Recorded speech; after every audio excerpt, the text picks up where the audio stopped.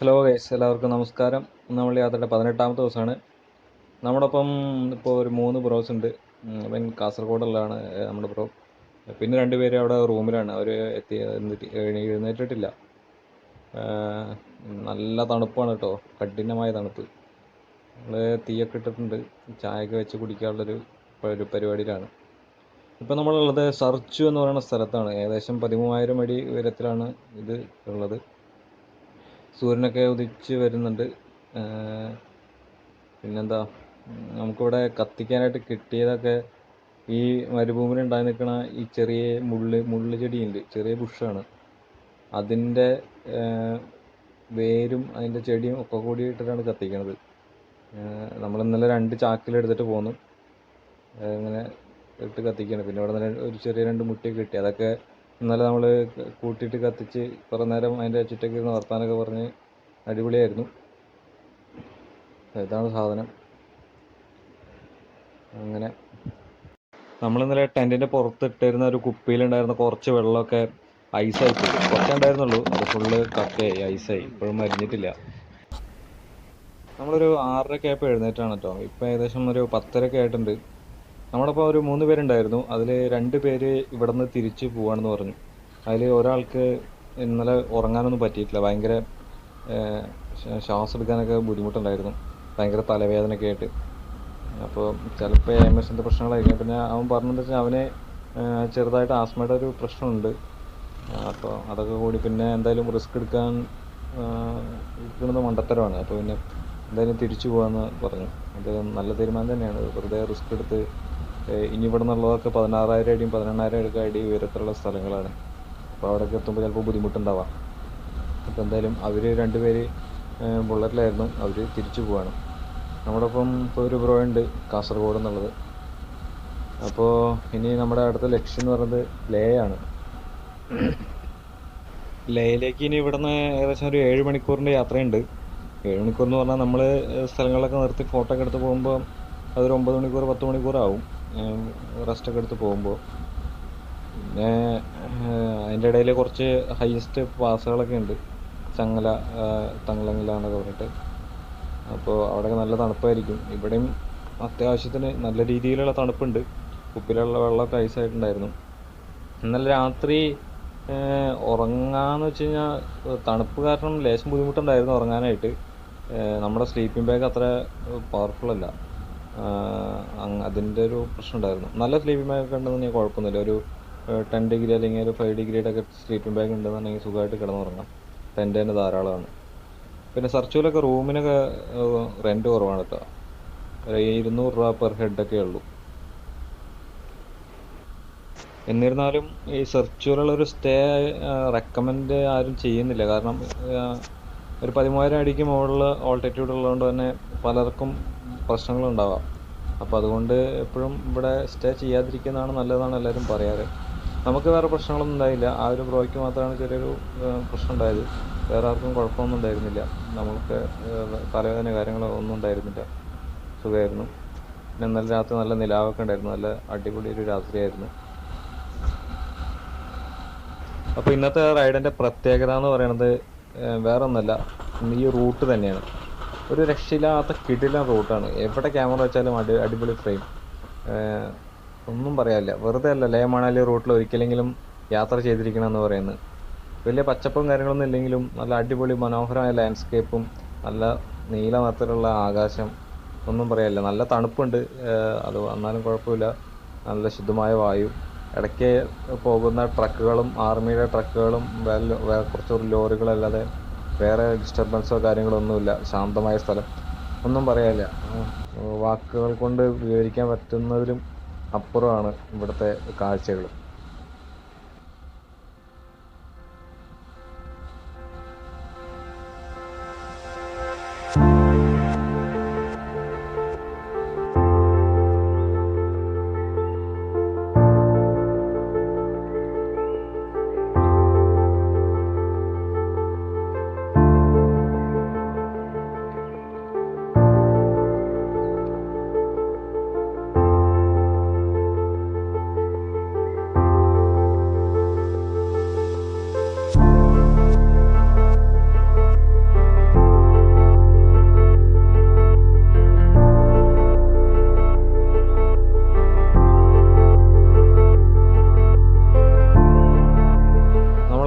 ഏകദേശം ഒരു 2 മണിയോടൊക്കെ കൂടി ഒരു പാങ് എന്ന് പറഞ്ഞ സ്ഥലത്തെത്തി.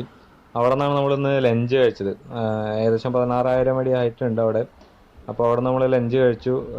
അത് കഴിഞ്ഞ് നമ്മൾ നേരെ ലേയിലേക്ക് വിട്ടു. ഏകദേശം 7:30 കൂടിയാണ് നമ്മൾ ലേയിലെത്തിയത്.